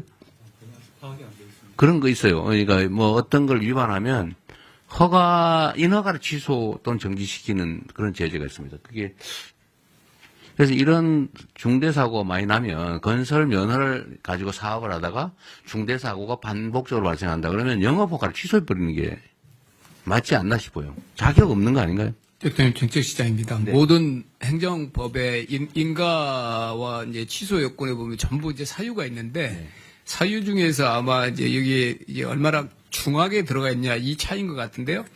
관련 법들이 모든 부처에 걸쳐 있습니다. 그래서 한번 그렇죠. 예. 저희가 법제처로 상의를 해서 현행 우리 그 인허가 제도에서 제재 사유에서 중대재해가 어느 정도 돼 있는지 뭐 경중이 제가 볼 때는 중하게 안 돼 있을 것 같은데요. 중하게 해서 조정하는 방안을 전부처 한번 검토를 하겠습니다. 그러니까 입찰 제한도 제한인데 예를 들면 건설 면허를 받아가지고 건설 공사를 하다가 아예 안전시설 조치 의무를 하나도 안 해가지고 정말 뭐 매년 막 사람이 죽어나간다. 이거 건설 못하게 해야 되는 거 아닙니까? 이런 경우라면? 그럼 이런 경우에는 인허가를 아예 일정 정도는 정지, 일정 정도 반복되면 취소, 건설 면허를 취소한다든지 건설 면허를 그걸 한번 도입을 해보는 것도 어떨까 싶습니다. 일단 현황 파악을 하겠습니다. 네네. 그래서 제재를 계약을 못하는 정도를 넘어서 더 심하면 아예 인허가 면허를 통째로 취소 정지시키는 것도 검토하시죠. 네, 검토하겠습니다. 네. 네네, 말씀해 주십시오. 이게 입찰 제한이라든가 하게 되면요. 거의 100% 다 효력 집행정지 가처분 신청하고 법원에서 많이 받아집니다. 그리고 실제로 많은 조달청에서 입찰 제한을 하게 되면은 대기업 같은 경우는 로펌 선임해갖고 효력 집행정지 가처분 받으더라도 그냥 해버리거든 경우가 많습니다. 그래도 결국은 결론이 나면, 판결이 나면 그때부터 정지될 거 아니에요? 예, 근데 그게 뭐 다른 어떤 수단이 있어서 그런지 뭐 계속 또 안 할 수는 없겠죠. 왜냐 그것도 비용이니까. 다른 어떤 제재들 뭐 점수를 줄이든지 해서 네. 거의 다 그 효력 집행정지 가처분이 받아지니까 이게. 그것도 감안해서 검토를 하면 하죠. 어쨌든 뭐 제재를 당하는 입장은 그걸 포기할 수는 없을 테니까. 네. 그리고 다른 부처들 의견 있으면 말씀을 좀 하시죠. 누가 할까요? 네, 행안부. 네, 행안부 말씀드리겠습니다. 대통령님 아까 말씀 주신 것처럼 경찰청에서도 산재 전담 수사 인력을 확보해서 이 산재 관련 수사에 차질이 없도록 하겠다는 말씀드리고요. 행안부는 재난과 안전관리를 총괄하는 부처이기 때문에 이 기업 내에서 벌어지고 있는 산재도 경우에 따라서 화학사고라든가 또는 화재사고 또 공사장에서의 대형 붕괴사고라든가 이런 것들이 사회재난으로 대형화될 수 있다라고 하는 것을 염두에 두면서 이 범정부 차원에서 이 중앙재난안전대책본부를 가동 할 수 있는 그런 준비를 하고 있습니다. 그래서 노동안전 종합대책에게도 참여를 하고 있는데요. 그래서 그 행안부가 소관하고 있는 기업재해 경감법은 기업 내 재해를 줄이기 위한 이 법입니다. 그래서 기업 내에 재난 사고를 예방, 대비 또 대응 복구하는 체계를 구축하도록 지원을 하고 있습니다. 아까 이제 금융위에서도 그렇고요, 또 공정위 또 조달청에서도 여러 가지 이제 이 중대재해를 일으킨 기업들에 대한 이제 불이익에 관한 말씀도 계셨는데요. 이렇게 이제 기업재해 경감법에서는 재해의 그 경감 활동 우수 기업을 지정해서 관리를 하고 있습니다. 그래서 재해 경감 활동을 잘 하고 있는, 그래서 ESG 평가를 잘 받는 기업에 대해서는 조달 가점이라든가 보험료 할인, 대출 금리 인하라든가 이런 그 인센티브 대책도 함께 마련해 주시면 기업의 안전 활동 대책을 독려하는 데 도움이 될 것 같다는 보고 말씀드립니다. 아까 말씀하신 것 중에 하여튼 경찰이 이 문제에 대해서는 좀 전문 전담 수사 조직을 만들어서 전담 수사 인력을 만들어서요. 1차적으로는 그렇죠. 근로감독관들이 판단을 해서 넘겨오는데요. 거기에 대한 법률적 대처 바로 이루어질 수 있습니다. 근로감독관을 한 다음에 경찰이 수사를 그 다음 단계에 시작해요? 동시에 하잖아요? 동시에 들어가고 있습니다. 동시에 해야죠. 네. 알겠습니다. 또 다른 부처. 대통령 해양수산부도 그 선원의 안전 사고들이 있습니다.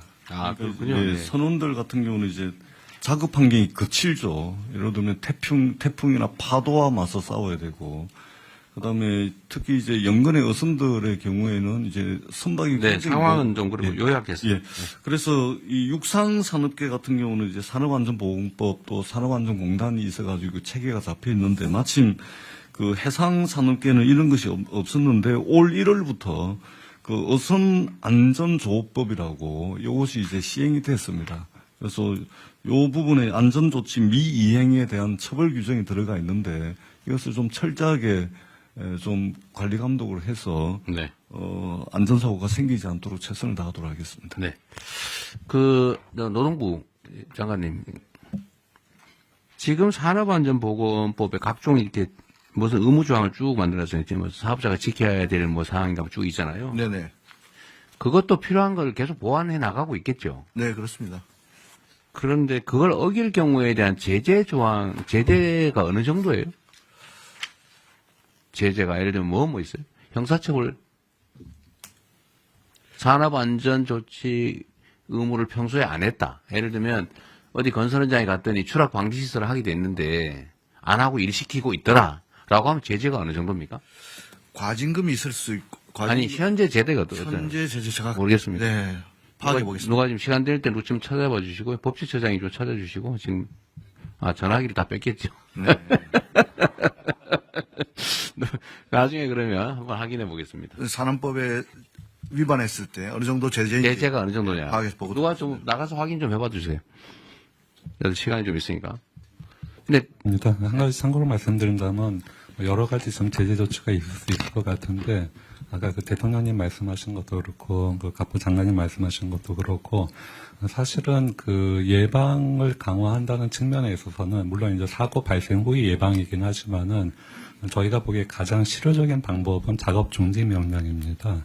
작업 중지 명령을 내려놓고 위험 요소가 완전히 제거됐을 때 작업을 재개할 수 있다 그러면은 일단 사고 발생 후이긴 하지만은 가장 효과적으로 예방 활동을 할 수 있는 방법 중 하나라고 그거는 하면 좋을 텐데. 그런데 그거는 걸려서 작업 중지 명령하면 그때 걸릴 때 하면 되는 거니까. 그거는 지금 마련되어 있습니다. 네, 작업 중지 명령을 하고 문제는 산업 안전 시설 조치를 안 하고 평소에 하더라도 사고 안 나면 상관없는 상태잖아요, 지금 사실은. 그렇죠. 그거는 하고 나면 결과적으로 들어가서 뭘 위반했는지 사후적으로. 지금 제가 그 최소 300명 구성해서 불시 단속하라는 거는 어쨌든 안전조치를 안 하고, 법을 안 지키고 일을 시키고 있으면, 그 뭐 제재가 있어야 될 거 아니에요. 그래서 거기서 만약에 사고가 안 나는데 불시 단속에서 걸렸다. 시정을 안 했다. 그 제재 정도가 너무 미약하니까. 미약하다. 뭐 걸리면, 네, 뭐 시정할게요. 그러면 그만, 지금도 제가 본 노동부 장관님 가셔가지고, 단속을 하더라도, 고칠게요. 그러면 아마 그냥 오고 있을 거예요. 아니요, 거기서 바로 시정지시서를 내립니다. 야, 해봐야 그냥 시정하면 되잖아요. 시정하면 되잖아요, 그냥. 아무런 불이익이 없잖아요. 그래서 이것도 사실은 스티커 발부하듯이 바로바로 현장에서 그 정도가 좀 안 된다는 거죠. 뭐 실질적인 제재가 없는데. 그러니까 이건 일종의 유예 기간 정도를 두고 이렇게 앞으로 안 하고 하면 일정 기간까지는 우리가 계도하는데 그 기간이 지나면 나중에 걸리면 최대로 제재한다. 실제로 제재를 해야죠. 그래서 그 피해 정도가 커야 제대로 지킬 거예요. 그러니까 지금 지키는 사람은 이익, 손해, 안 지키는 사람은 이익 이렇게 되잖아요. 그러니까 그 제재 정도, 지금 누가 확인해 왔나요? 확인 좀 해달라니까 아무도 안 나갔어요? 네. 그래서 법전도를 앞으로 좀 갖다 놓도록 하십시오. 나 좀 찾아보기. 그러니까 이게 안전조치를 안 하고 일을 하다가 문제가 되면 엄청난 과징금을 받든지 아니면 형사처벌을 받든지 제가 보면 벌금을 받든지 형사처벌을 별로 안 두려워할 것 같아요. 뭐 기껏해야 내가 보기에는 뭐 대통령이 그 안전조치 산업안전보고법 네. 안전조치 벌칙 조항은 근로자 사망 시 7년 이하의 징역 또는 1억 원 이하의 벌금입니다. 안전조치를 안 한 사실 자체에 대한 제재 조항은 없어요.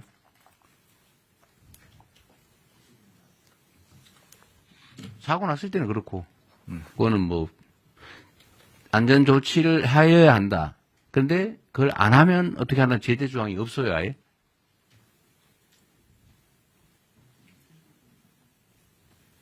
그러니까 이게 사실 우리의 문제죠. 이 많은 사람이 있는데 그걸 아무도 모른다는 사실이에요. 저도 문제죠. 저는 제재 조항이 당연히 있을 줄 알았는데. 제가 사용자 입장에서는 이런 상황이면 뭐 굳이 안 해도 사고 안 나면 돈 버는 거고 사고 나면 누가 대신 처벌받고 그냥 그 딱지 아까 말씀한 딱지 하나 받고 끝나버리면 평소에 돈 들여서 할 필요가 없죠. 대개는 인력을 추가 고용하든지 아니면 시설을 하는 비용이 들든지 작업 속도가 느려지든지 이런 현실적인 손실이 있잖아요. 그죠? 그러니까 안 지키는 거지. 근데 걸려도 제재가 별로 없어요. 사고 나면은 좀 심각해지지만 대부분 사고 안 나니까. 그 돈을 버는 거죠. 지금 아직 못 찾았어요?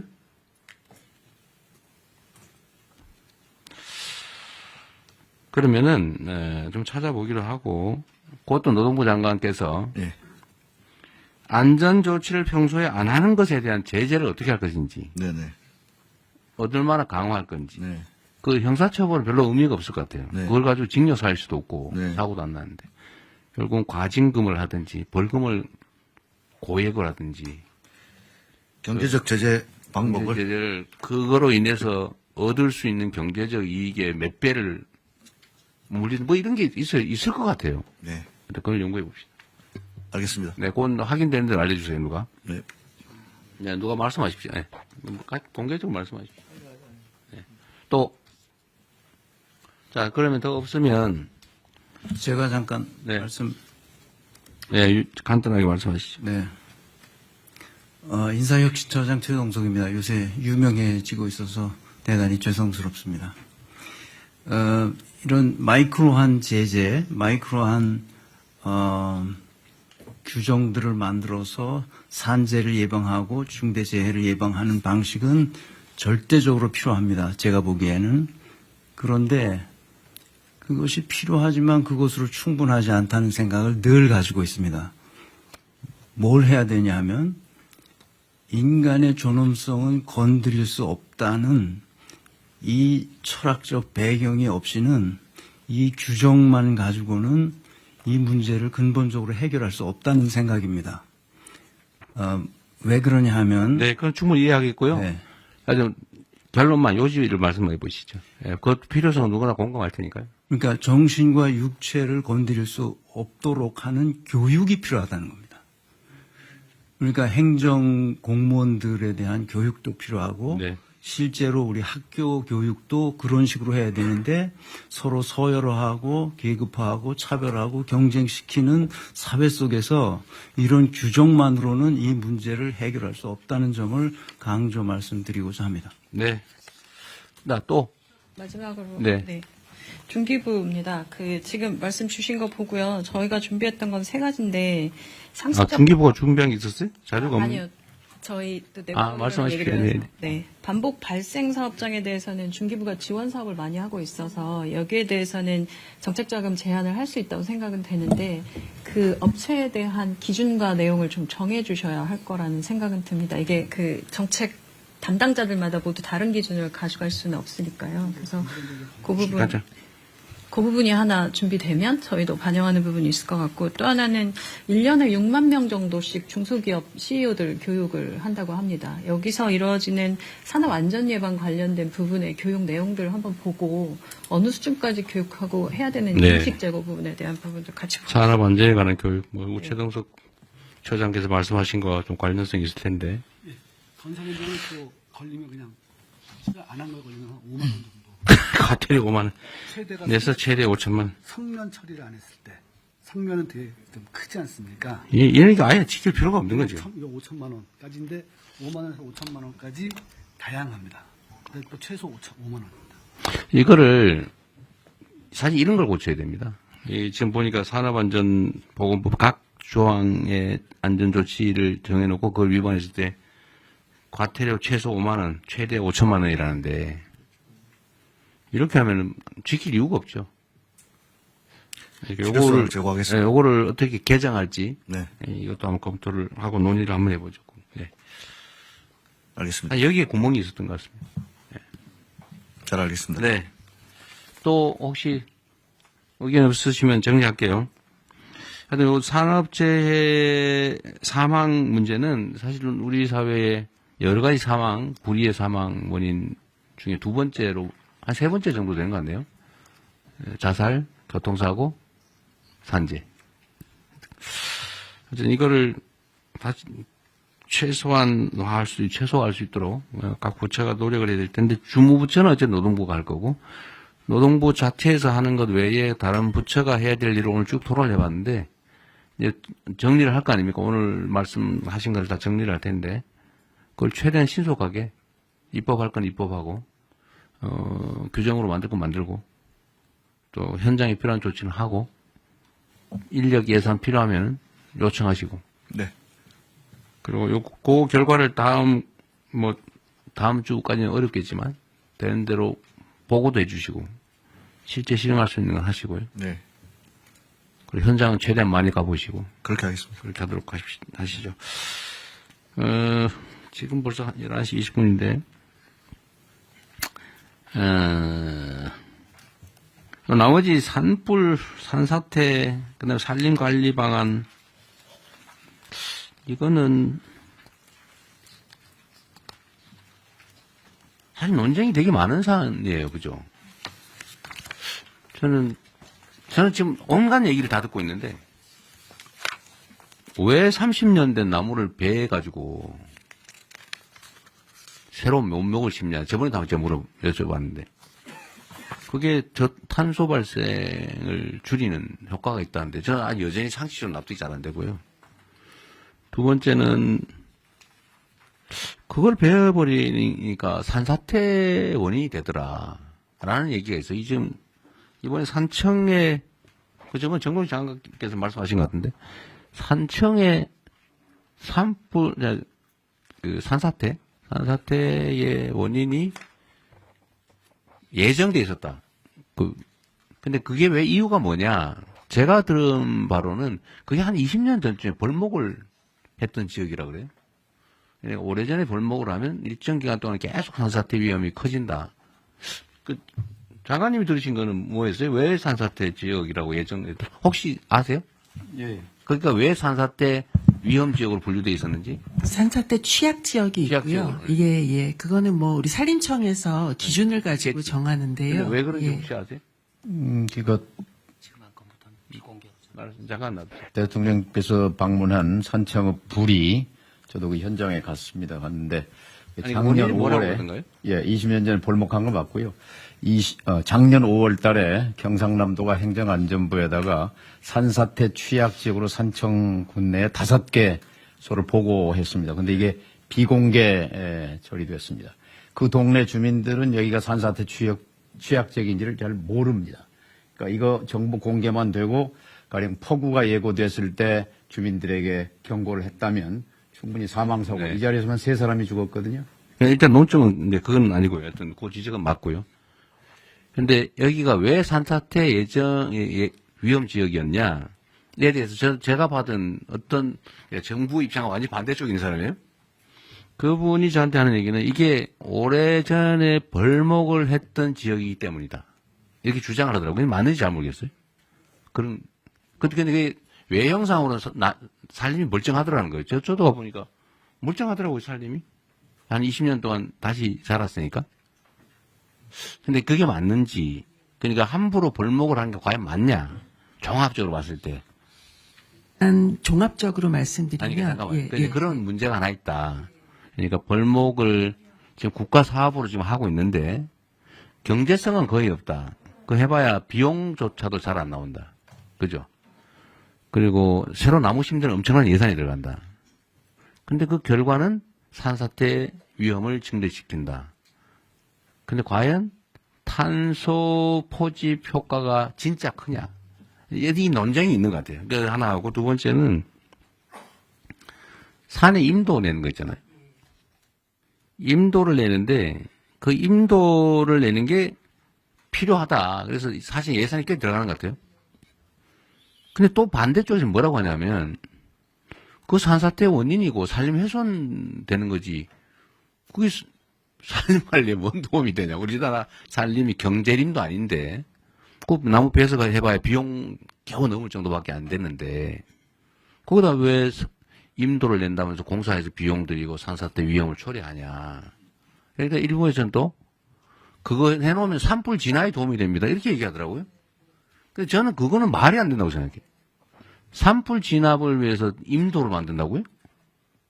그걸 뭐 차라리 그걸로 헬기를 몇 대 더 사고 차라리 사람 고용해가지고 맨날 지키고 있는 게 더 싸지. 라는 생각이 들더라고요. 그래서 그런 쟁점들을 제가 뭐 공개적으로 좀 저도 모르겠어요. 하도 이 얘기를 많이 들어가지고 이쪽에서 들으면 이 얘기 같고 저쪽에서 들으면 이 얘기 같고 지금 당장 내년에 산림 관련 예산을 지금 편성을 해야 되는데 임도를 내거나 아니면 벌목을 하고 새로 나무를 심는 이 사업을 계속 해야 되는 건지 이게 예산 낭비가 아닐까 하는 걱정도 되고 근데 또 관계당국 얘기를 좀 해야 된다 그러고 그러니까 일단 이 논의를 좀 진지하게 전문적으로 제대로 해보면 좋겠다. 물론 한 결과가 그렇다는 거죠. 근데 왜 이런 반론인지 모르겠어요. 한번 간략하게 한번 말씀. 굉장히 오래된 논쟁입니다. 그래서 저도 대통령님과 똑같은 지금 혼란에 빠져 있는데 이쪽 이야기를 들으면 이게 일리가 있고 이쪽 이야기를 들으면 일리가 있습니다. 그래서 제가 좀 반대쪽의 논리들을 좀 다 같이 모셔놓고 좀 이야기를 들어보는. 해봤어요. 아직 못했습니다. 그래서 하려고 하는데요. 일단은 저희가 지금 있는 자료들만 가지고 팩트 체크는 한번 해봤거든요. 그러니까 오늘 자료를 일단 만들어 오셨는데. 네. 이걸 오늘 이렇게 하기보다는. 좀 그걸 진짜 심도 있게. 양쪽의 이야기를 들어보고. 한번 들어보고. 또 예를 들면 이런 것도 있더라고요. 우리는 나무를 심을 때 주로 침엽수를 심는다. 네. 근데 화엽수가 더 강하다. 화재에 강하다. 맞습니다. 그 경제성도 굳이 침엽수가 낮다고 보기 어렵다. 그럼 왜 침엽수를 심냐? 화엽수를 심든지 자연적으로 놔둬야지. 라는 주장도 있더라고요. 맞습니다. 근데 이 21세기 과학 문명 시대에 저는 아직도 이런 거를 논쟁을 하고 있다는 게 이해가 잘 안 돼요. 이게 왜 과학적으로 결론이 안 나는지. 그래서 이게 대통령님 네. 중요한 이제 논쟁 중에 핵심은 뭐냐면요. 우리 산림이 630만 헥타인데요. 그 중에 66%가 사유림이라는 데 있습니다. 네. 사유림을 경영하는 분 입장에서는 벌목이 네. 수확을 하는 겁니다. 3, 40년 동안 키운 나무를 수확을 하는 게 벌목행위거든요. 수확을 하는데 남는 게 없다면서요. 근데 벌목인데 이게 환경을 강하게 생각하시는 분들 입장에선 파괴로 보이는 겁니다. 환경 파괴로 보입니다. 그러니까 깊은 그게 내가 생각도 거기에서 뭘 해봐. 차이가 좀 헥타르당 뭐 100만 원밖에 안 남는다든가. 그 비용은 단지 이제 그 나무 가격 요건데요. 그 나무가 30년 커는 동안 예를 들면 탄소 포집도 하고 우리 여러 가지 효과를 네. 내지 않습니까? 하여튼 그것도 그 뭐 얘기를- 계산이 되지 않는 거고요. 그러니까요. 예. 그게 오늘은 너무 많은 분이 계시고 또 예. 의견을 해야 될 것도 있는데 이게 지금 장님 코끼리 만지기 하면 안 되잖아요. 네, 시간 맞습니다. 아까우니까. 예. 이게 전에 제가 이 논쟁 주제를 준비하라고 한 거는 예. 좀 정리를 한 다음에 알겠습니다. 저는 국민들의 집단 지성에 대한 좀 믿음이 좀 큰 사람인데 맞습니다. 제야의 고수들이 많거든요. 맞습니다. 이해관계 없는. 예. 그분들의 의견도 좀 들어보고 예. 전문가들끼리 의견이 엇갈리니까 네. 논쟁도 하고 예. 필요한 과학적 검증도 좀 하고 하면 예. 저는 이게 왜 산림 관리와 관련해서 이렇게 오랫동안 제가 이 얘기를 들은 지가 무지하게 오래됐거든요. 한 10수년 된 것 같아요. 예. 이 결론이 안 나오고 지금도 논쟁하고 있어요. 맞습니다. 그 사이에 돈은 1년에 몇천억씩 들어가고. 예. 그래서 이거 예산 편성 전에 결론을 좀 알겠습니다. 내야 되겠는데 예. 먼저 정리하고 국무회의로 가져오시는 게. 알겠습니다. 그렇게 하겠습니다. 예. 대통령 저기 전문가가 하는 분 준비할 때요. 이 독일, 오스트리아, 일본 이 세 나라가 굉장히 체계적으로 감벌과 산림 관리를 하고 있습니다. 그러니까 총량을 정해놓고 매년 그 총량을 넘어서는 만큼을 감벌해서 그걸 바이오매스의 소위 재생에너지의 자원으로 쓰고 있는 나라가 많고요. 의외로 그 비중이 적지 않은 비중입니다. 다만 우리처럼 모두 배기를 하지 않고 매우 체계적으로 감벌을 하는데 체계적인 감벌을 위해서 임도가 필요한 게 사실입니다. 그런데 대한민국은 그런 방식으로 하고 있지 않아서 생기는 문제가 많은데요. 그래서 다음에 토론을 할 때 해외에 특히 일본이나 독일이나 오스트리아나 이런 사례를 비교해서 토론하면 훨씬 도움이 될 거예요. 저한테 얘기하지 마시고요. 산림청에 농림수산부가 환경부 관련 부처하고 당연히 환경부가 중요한 관련 맞습니다. 부처잖아요. 예.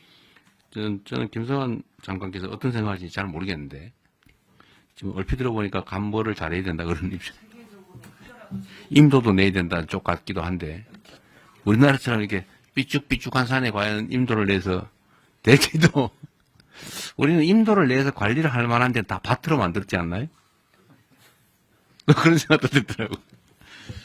오늘 좀 준비를 좀 하고. 예, 그렇게 하겠습니다. 네, 준비해서 다음에 하고요. 나머지 소비 쿠폰, 자살 문제, 이건 소비 쿠폰은 이게 토론할 주제는 아닌 것 같고, 각 부처가 잘 알아서 하면 될 것 같아요. 그리고 자살 문제는, 이거는 복지부가 준비를 하셨는데, 이것도 충분히 좀 사례조사나 각 관련 부처, 민간 전문가 또는 이해관계 집단 이런 데 다 의견들 잘 모은 건가요? 계속 모으고 있는 중입니다. 아직 안 끝난 네, 거죠? 네, 아직 좀 진행 또 중입니다. 정리를 하고 난 다음에 얘기하도록 하시죠. 네, 그러겠습니다. 이거는 우리가 이 바쁜 시간에 장님 코끼리 만지듯이 하면 안 되니까요. 자, 자살 문제도 현황을 아는 거는 읽어보면 되니까 나중에 좀 더 정리한 다음에 다시 하도록 하겠습니다. 그리고 전에 우리가 각 외청들 보고를 받다가 말았죠. 외청 다 끝났나요? 조달청 하나 받았습니다. 조달청 하나밖에 못했죠. 얘기하다. 그럼 다음 국무회의 때는 여러분 그 외청 보고는 일단 중단하고 각 부처 순서를 정해가지고 주요 현안, 주요 개혁 과제 토론을 좀 하도록 하겠습니다. 어느 부처부터 할지는 총리께서 미리 좀 정리를 좀 하셔가지고요. 아마 국무회의하고 필요하면 별도 시간을 좀 잡아야 될지도 모르겠어요. 실제 업무보고를 아직 못 받았거든요. 각 부처 업무보고를 받아야 되니까. 대통령 부처 업무보고는 이제 부처별로 2개씩 돼 있는데요. 2개씩이요? 그걸 그런데 이제 그 형식은 사실 부처가 대통령한테 보고하는 형식이 있어서 지금 말씀하신 취지는 부처 업무보고도 있지만 또 같이 토론도 하시자는 그런 취지여서. 네, 그렇습니다. 예, 국무회의 또 토론 이 시간과 부처 단독 업무보고 형식하고 상의해서요 보고 드리겠습니다. 예. 근데 저는 지금 각 부처들이 너무 칸막이가 돼 있어가지고 저는 이제 사례들 한두 가지 말씀드렸습니다만 좀 직접 관련이 없어 보이도 다른 부처들이 그 얘기를 같이 나누는 게 중요할 것 같아요. 뭐 시간 낭비처럼 느껴질지 혹시 모르는데 그래도 한 번은 스크린하고 각 부처들이 다른 부처에 이런 주요 현안이 있구나. 그리고 대개 의제들은 다 다른 부처에 관련이 있어요. 아까 우리 본 것처럼 산재사고만 해도 노동부 현안이라고 보통 생각하지만 사실 전혀 아니거든요. 노동부 독자적으로 해결이 안 돼요. 그래서 해결이 안 된 거예요. 전 부처가 나서가지고 관계된 것들 다 해야 되기 때문에 그 세부적인 무슨 통계 자료니 이런 거는 그냥 보고할 때 서류로 대충 하면 되고 주요 현안. 예. 각 부처의 개혁 과제 이거는 같이 공유를 좀 해야 될 것 같아서. 예, 그걸 국무회의에서 하고 그 중에 보완이 필요하거나 뭐 각 부처만 해야 될 게 있으면 따로 떼고. 알겠습니다. 예. 아니면 부처를 한 그룹핑을 서너 부처로 묶어서 그래 할 사안들은 그렇게 하고. 그것도 하나의 방법입니다. 부처는 따로 할 건 따로 하고. 예. 관련 부처 몇 군데만 할 건 몇 군데로 하고. 예. 같이 공유해도 괜찮은 거는 국무회의 할 때 그냥 신속하게 쭉 한번 훑어보고 나가게. 방식을 2개를 검토해서 보고 드린다. 단계별로 하죠. 예. 다음부터 하고 필요하면 국무회의를 일주일에 한 번이라도 몇 번 더 할 수도 있습니다. 업무 파악을 좀 빨리 해야 되기 때문에. 다음 주 화요일부터는 끝나시면 좀 몇 부처부터 하루에 한 2개 부처 정도. 대통령 비서실장입니다. 그 안을 준비해 놓은 게 있어서요. 네. 예, 보고를 추후에 드리고 네. 논의를 국무총리님하고 하도록 하겠습니다. 알겠습니다. 이제 이거한 의결을 해야 되니까 회의는 비공개로 바꾸고 회의를 진행을 하도록 하시죠. 네. 네. 지금부터 총리께서 진행을 하도록 하겠습니다. 의안실은 비공개로 진행됩니다. 언론 여러분께서는 협조해 주시기 바랍니다.